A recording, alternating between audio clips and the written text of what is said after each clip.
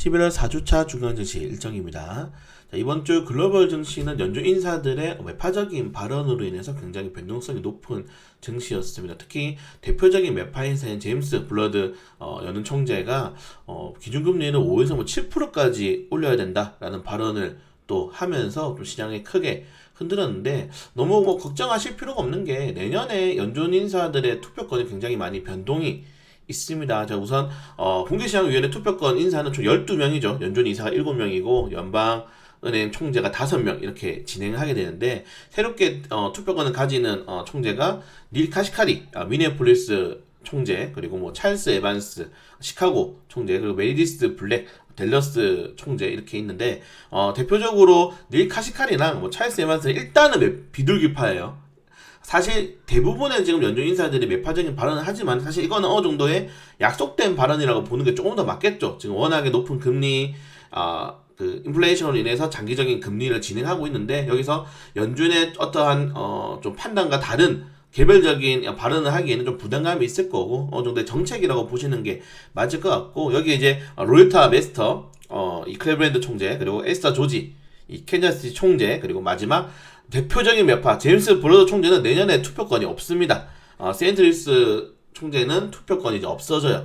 그 정도로 좀 본다면은 이제 새롭게 들어오는 인사들은 대부분 이 메디스 블랙 댈러스 총재를 제외하고는 일단은 카시카리, 그리고 찰스 에반스 총재는 비둘기파란 겁니다. 일단은 시장에서는 좀 긍정적으로 보는 게 맞겠죠. 그래서 너무 매파적인 발언들에 대해서 걱정할 필요가 없다. 이건 정책에 따른 매파적인 발언들이고, 내년에는 약간 비둘기파적인 인사들이 좀 많이 추가됐다는 점도 좀 시장을 긍정적으로 볼 수 있는 판단인 것 같습니다. 그래서 이번 주 자체가 사실은 지지난주에 워낙 주가가 많이 오르기도 했고, 그리고 연준 인사들의 경계시에 많이 조정이 나왔는데, 장기적으로 본다면은 두 명의 이 비둘기파 연준 총재들이 투표권을 가지게 되고, 그리고 한 명의 이제 매파적인 이 총재가 투표권을 가지게 된다. 그 대신에 뭐 로이터 메스터, 에스터 조지, 제임스 블러드 전부 매파적인 인원들이기 때문에 다 나가게 돼버리는 거죠. 그래서 내년부터는 좀 시장이 긍정적인 발언들이 나올 가능성이 높다는 점도 확인해 보시면 될 것 같습니다. 그리고 이제 우크라이나가 이제 뭐 혹독한 겨울이 준비가 되고 있다. 그래서 종전 협상론이 제기가 되고 있다. 사실 지금 러시아가 지속적으로 우크라이나의 시설에 타격하는 게 에너지 시설들이죠. 워낙 유럽은 겨울이 춥기 때문에. 그래서 러시아도 지금 사실 종전하고 싶고 우크라이나도 종전하고 싶은데 둘 다 명분이 없는 거예요. 그래서 누가 먼저 화해하기도 좀 애매하고, 그래서 무슨 뭐 이런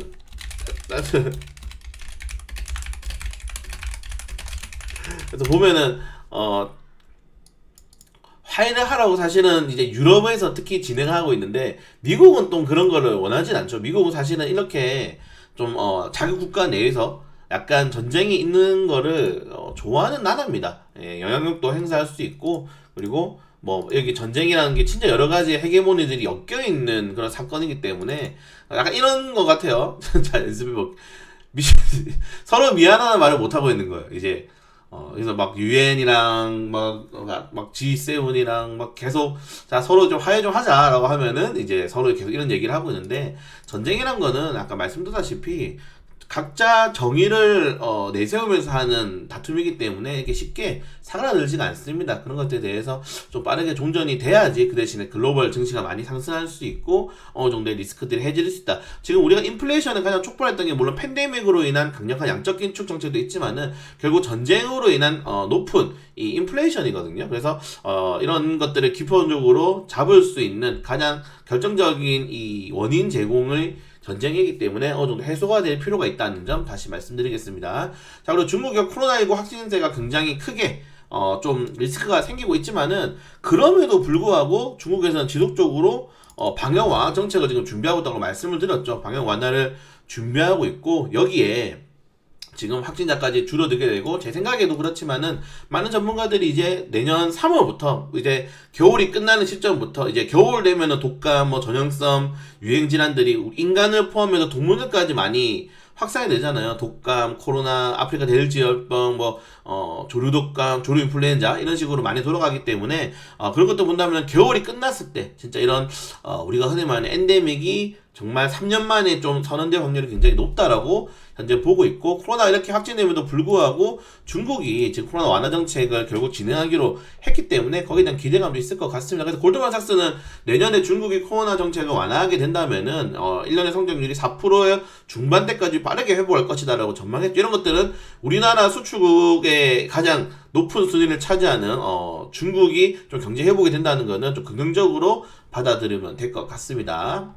자, 그리고 한국과 네덜란드가 6년 만에 관계 개선 반도체랑 원전 협력하기. 지금 이것뿐만 아니라 지금 지금 아시겠지만은 폴란드, 프랑스, 영국, 네덜란드 사실 원전 외교가 정말 지금 지속적으로 협의가 되고 있습니다. 이게 비단 네덜란드뿐만 아니에요. 그래서 그런 것들 본다면은 이런 원전에 대한 좀 기대감도 가지시는 것도 나쁘지 않다라고 충분히 될 것 같아요. 그래서 지금 이 사우디 이슈 이후에 다른 국가들과 꾸준히 이 원전 정책을 펼치고 있고, 윤석열 정부의 1호 공약이 사실상 탈원전 폐지 정책이기 때문에 거기에 대한 탄력이 특히 내년부터 예산위에서 예산안이 통과된 순간부터 좀 강하게 나올 수 있을 것 같다라고 생각이 됩니다. 이런 것들은 사실 좀 기대가 해볼 만한 그런 정부 정책이죠. 자, 그리고 이번 주 좀 강세가 나왔던 업종들 같은 경우에는 트윈데믹 걱정으로 인해서 팬데믹이랑 독감이 같이 유행하는 거죠.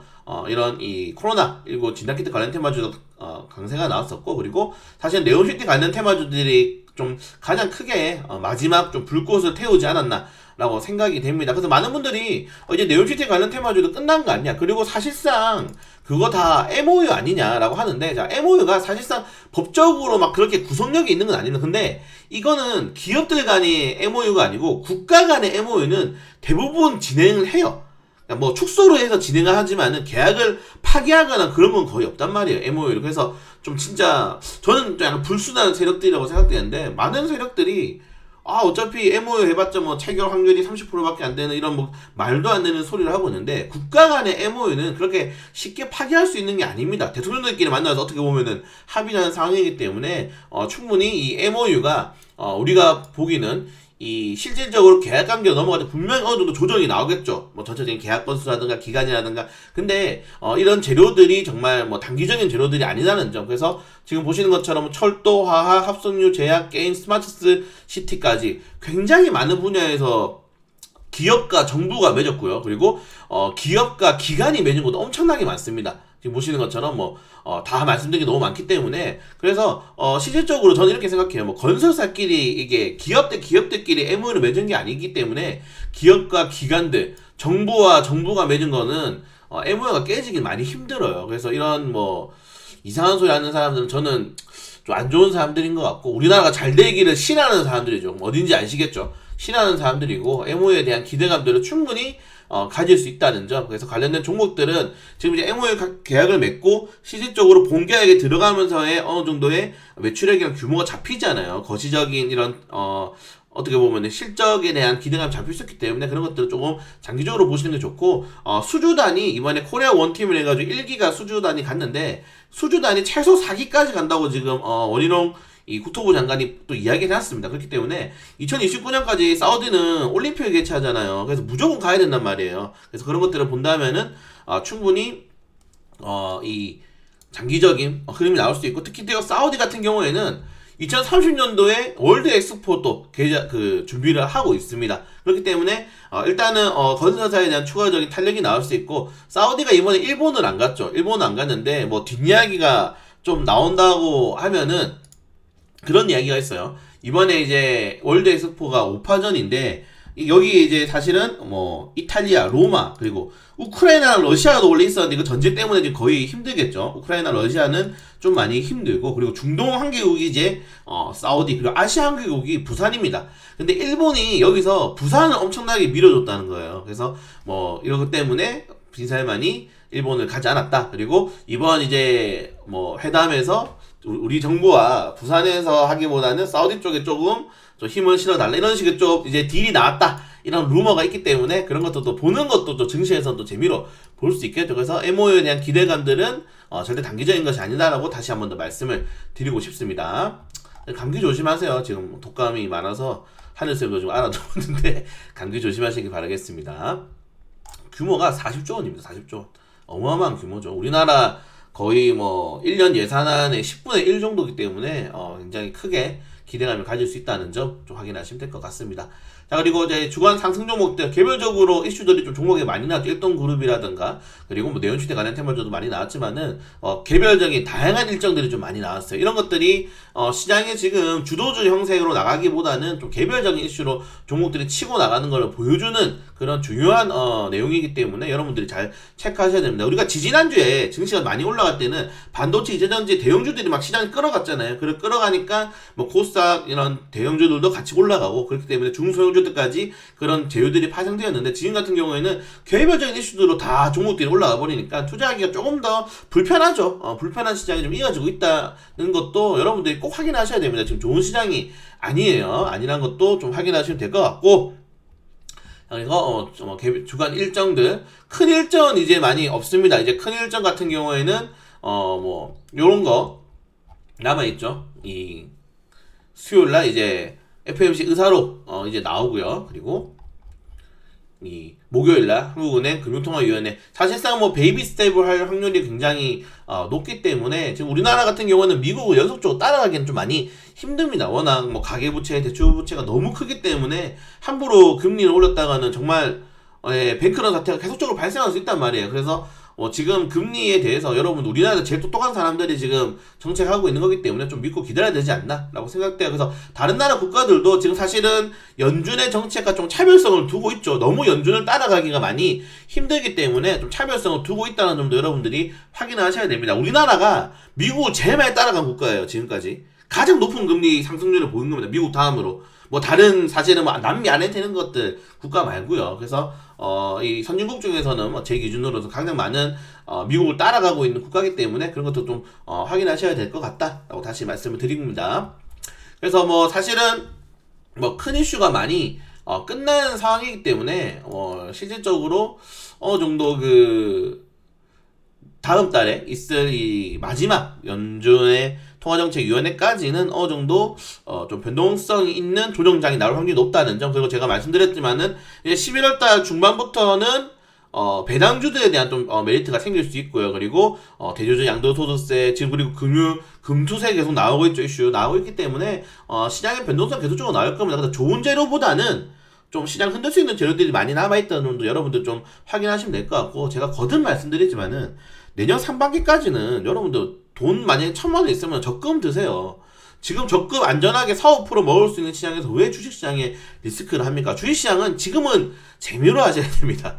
재미로 하셔야 되는 시장이다 라고 다시 말씀을 드리고 싶어요. 지금은 화투를 재미로 치는 시장, 화투가 아니죠, 주식이죠. 네, 주식을 재미로 하는 시장이고, 약간의 정말 내가 돈을 벌어야 된다, 뭐 계획을 잡고 있다, 나의 1년 동안의 누적 수익률 얻어 맞추고 싶다 하시는 분들은 그 투자금을 적금 쪽으로 돌리는 방법도 나쁘지 않습니다. 그래서 주식에 100% 나의 인생에서 100%의 자금은 주식에 100% 투자하지 마시고 어느 정도 비중은 적금으로 당연히 나누고 현금도 당연히 보유하고 계셔야지 전체적으로 이런 변동성에 대응할 수 있다는 점 다시 한 번 더 말씀드리면서 다시 한 번 더 감기 조심하시고, 저는 큰 이슈 없으면 내일 새벽 브리핑 그리고 장전시장 조회수 안 나오면은 계속적으로 파업을 이어가도록 하겠습니다.